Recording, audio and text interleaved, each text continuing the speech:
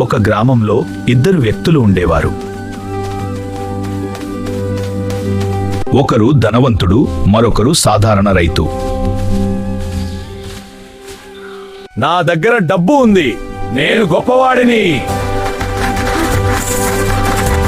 రైతుగారు చాలా మంచి మనసున్నవారు.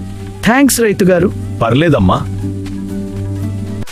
ఒకరోజు భారీ వర్షం వచ్చింది.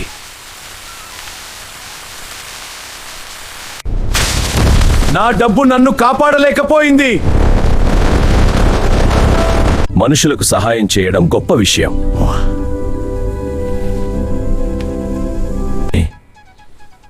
నిజమైన గొప్పవాడు మీరు. మనుషులకు సహాయం చేయడం గొప్ప విషయం. ధన్యవాదాలు రైతుగారు. రండి, నా ఇంటికి వెళ్దాం.